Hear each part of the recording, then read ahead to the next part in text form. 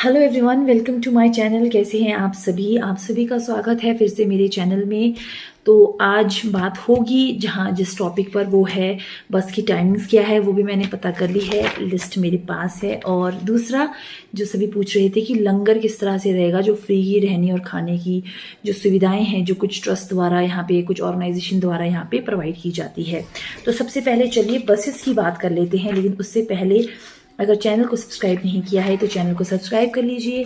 और अगर कंटेंट पसंद आता है तो लाइक भी कर दीजिएगा। कोई क्वेश्चन है तो कमेंट ज़रूर करिएगा, ज़रूर मेरा यही रहता है कि मैं रिप्लाई कर दूं।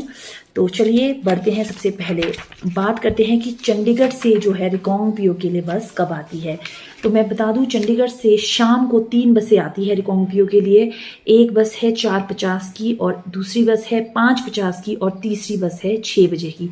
ये तीनों बस शाम को चंडीगढ़ से निकलती है। इनकी ऑनलाइन बुकिंग भी HRTC की वेबसाइट से हम कर सकते हैं, और आप करवाइएगा, मैं आपसे यही निवेदन करूंगी, क्योंकि बसेस जो है अक्सर जो है फुल रहती हैं।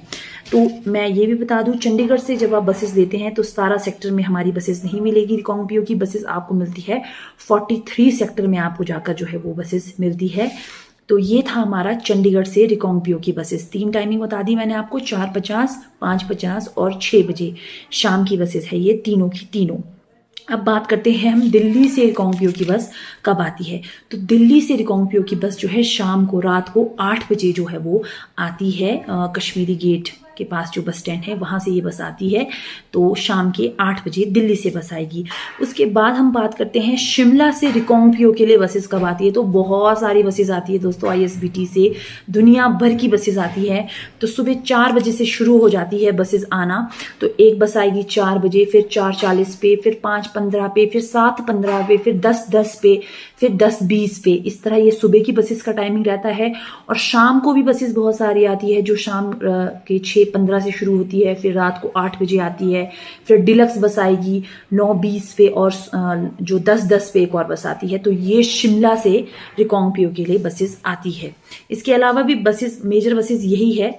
चंडीगढ़ से 3 बसेस की टाइमिंग मैंने आपको बता दी, दिल्ली से 1 बस की, और शिमला से तो दुनिया भर की बसेस चलते ही जो है रहती है। तो ये रही थी जो शिमला, दिल्ली या चंडीगढ़ से रिकांगपिओ आती है। अब आप रिकांगपिओ से वापस अगर जाना चाहते हैं तो ऐसी बसेस भी है, ऑब्वियसली बात है। तो जो है ये, इसका टाइमिंग कुछ इस प्रकार से रहता है। रिकांगपिओ से अगर आप जो है चंडीगढ़ वापस जाना चाहते हैं तो 6:15 पे सुबह बस निकलती है, फिर 7:15 पे निकलती है, फिर 1:40 पे निकलती है, और फिर 4 बजे जो है वो बस जो है यहाँ से निकलती है। उसके बाद बात आती है हमारी रिकांगपिओ टू दिल्ली। 11:30 बजे रिकांगपिओ टू दिल्ली जो है एक बस है, उसको आप जो है उसमें आप जा सकते हैं। और शिमला, अगर हम बात करें रिकांगपिओ टू शिमला, तो दुनिया भर की वैसी ही बसेस है जैसे कि मैंने आपको शुरू में बताया। तो रिकांगपिओ से जो बस जाती है हमारी शिमला तक, वो पहली बस है सुबह 4 बजे की, फिर उसके बाद आती है 6 बजे, फिर 6:15 पे, फिर उसके बाद 8:15 पे, और फिर उसके बाद 9:30 बजे। ऐसे ही जो है दिन भर यहाँ पर बसेस चलती रहती है। शिमला तक पहुंचना is not a very difficult task. तो मैंने आपको तीनों बसेस की टाइमिंग यहाँ पर बता दी है, तीनों रूट्स की टाइमिंग बता दी है, चंडीगढ़, दिल्ली और शिमला की। तो चलिए अब इसके बाद बात करते हैं हम, जो हमारा नेक्स्ट टॉपिक है, जो है कि भंडारे कहाँ कहाँ पर लगते हैं यात्रा के दौरान। तो वैसे तो 3 जगह पर भंडारे जो है, भंडारों का आयोजन किया जाता है विभिन्न जो ट्रस्ट होते हैं उनके द्वारा। तो फिलहाल के लिए 2 ही भंडारों का डाटा मेरे पास है, क्योंकि तीसरा जो भंडारा है वो अभी ट्रस्ट जो है वो अभी अपना भंडारा नहीं लगाएंगे। तो जो पहला भंडारा है ये लगता है हमारा, ये 15 जुलाई से जो है 14 अगस्त तक चलेगा, और डिटेल इनकी आपके सामने है। ये है श्री किन्नौर कैलाश महासंघ चैरिटेबल ट्रस्ट चंडीगढ़ की ओर से, इनसे आप कांटेक्ट कर सकते हैं। और जो दूसरा हमारे पास जो ट्रस्ट है, जिनका जिनका नाम है, स्क्रीन के सामने आप डिटेल देख सकते हैं, यह है शिव कृपा सेवा दल। और इनका जो भंडारा है और जो काम, जो सुविधाएं प्राप्त करने के काम है, ये 19 जुलाई से शुरू होगा, और खत्म कब होगा ये अभी तक प्रभु इच्छा पर जो है ये डिपेंड रखता है। इसके अलावा जो एक क्वेरी है एज के बारे में, कि कितने वर्ष के बच्चे जो इसके अलावा जो क्वेरी है एक और, कि एज लिमिट क्या रहेगी यात्रा के बारे में, तो इसका एक शॉर्ट बनाकर जल्द ही मैं अपलोड कर दूंगी। तो अगर तो इतना ही था आज के इस व्लॉग में। अगर आपको मेरी इन्फॉर्मेशन हेल्पफुल साबित हो रही है तो चैनल को सब्सक्राइब करना ना भूलें और औरों के साथ भी शेयर करें। साथ ही में जाने से पहले कुछ बातें आपसे साझा करना चाहूँगी। कल 15 तारीख को यात्रा शुरू होने वाली है, तो रिक्वेस्ट रहेगा यात्रा के दौरान आप लोग जो है शांति प्रिय तरीके से यात्रा करें। मलिंगखटा जो गणेश पार्क है, और यात्रा के दौरान भी स्पीकर या लाउड म्यूजिक ना बजाएं। पर्वत एरिया है, वाइब्रेशंस होती है, 100 चीज़ें होती है, और वैसे भी जो धार्मिक स्थल होते हैं वहाँ पर ऐसे शोर शराबा नहीं करना चाहिए। दूसरी बात, साफ सफाई का ध्यान रखें।